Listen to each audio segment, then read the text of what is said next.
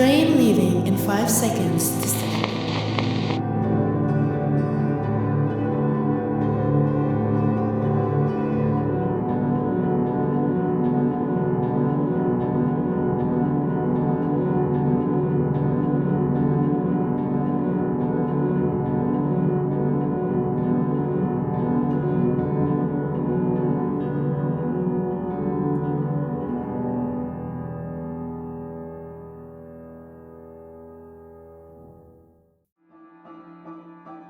When I was around 7 or 8, I was a nerdy kid. I was probably the nerdiest kid. I had very good grades, I was in the robotics club, and I would spend all my time in the school library. So obviously I didn't really have any friends. One day, I found out about this cool game called Minecraft. Now this was revolutionary for me. I mean, I was already addicted to Legos, so this game seemed like a dream come true. You could make absolutely anything, and this was all it took for me to get hooked. I'd get back from school and immediately hop on my iPad. I'd either watch one of the YouTubers I really liked, Fuse3, a French YouTuber who I'd watch religiously every day at exactly 8 p.m. when he'd upload, or I'd play on my Minecraft world. I had this vision of making a huge city where all my friends could live. I had started making houses, restaurants, even a giant hotel. I mean, I never thought about the fact that almost none of my friends had Minecraft, or the fact that I didn't have friends to begin with. Anyways, me and two of my childhood friends, let's call them A and M, would play Minecraft on our iPads. So we'd spend so much time playing it every hangout, and we'd always watch YouTube videos related to Minecraft in some way or another, be it through those funny, weird Minecraft animation videos and those movies, or those weird songs. It was always fun to be part of the Minecraft community in one way or another, even though we never really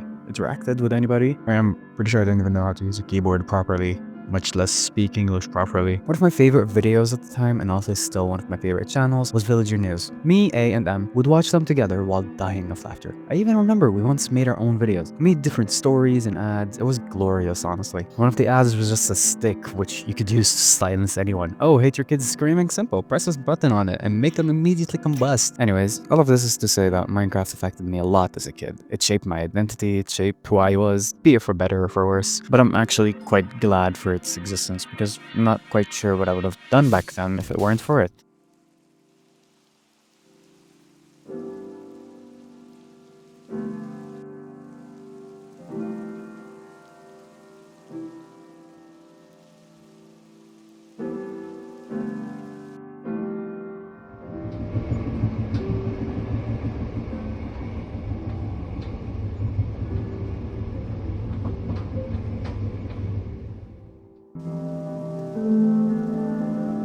Ugh, here again.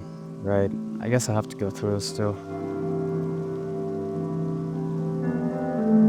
So when I was between 11 and 13, this little pandemic happened. You know, nothing that major except forcing almost all of us to stay inside and closing schools for a very long time. So yeah, nothing important. During the pandemic, I honestly got addicted to Minecraft. I recall playing every day for several hours. I'd play a whole lot of Skywars and Bed Wars with A and M. We all played on a server with a whole lot of game modes, probably stolen from Hypixel. We would all play together and we'd compete to get the most kills. Around that time as well, I got into the Dream SMP. Well, it's more commonly known now as the Felony SMP, or the Predator SMP, or the Abuser SMP. But like, anyways. I recall being so invested in the lore, I watched every Technoblade stream. I watched lore recaps, animations, songs, art, interacted with the community, theorized, drew things myself, and so much more. And for God's sake, I was so close to getting a Manberg flag. I'm so glad I didn't. Oh god, I would have bullied myself. My favorite was definitely Technoblade. I loved his humor, his video style, and listening to him talk about the most random things was often the highlight of my day. Even through all of this, I can't say I look back at this time with happiness. While I do enjoy a lot of the things I did back then, it doesn't really make the overall experience that great, and I think a lot of you guys could relate.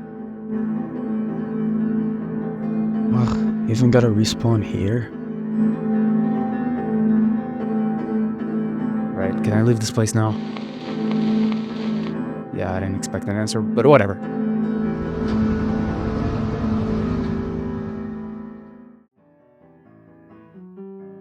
Finally, getting to the end of it. Maybe I can actually get off that fucking train soon. Right, so after everything I've talked about, we've finally come to the present. Nowadays, I don't play Minecraft as often, and it means just as much to me. I still keep up with everything about the game. I mean everything.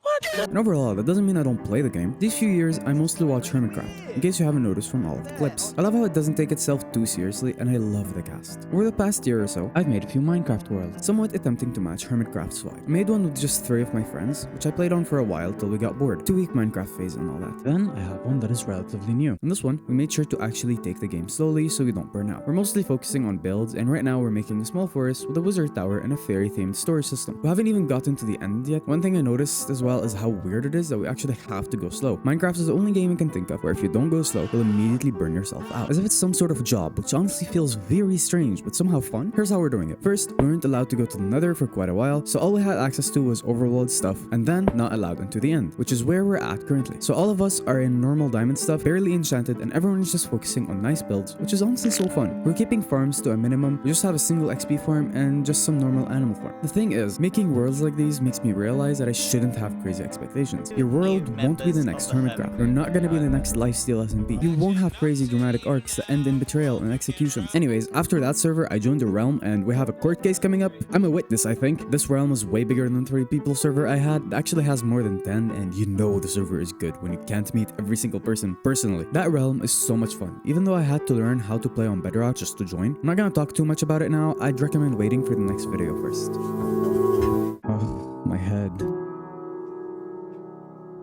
Wait, I think that was the final station. I can finally get off. Wait, what? No, I'm supposed to get out. You said I could get out. No, where is it taking me? Get me out.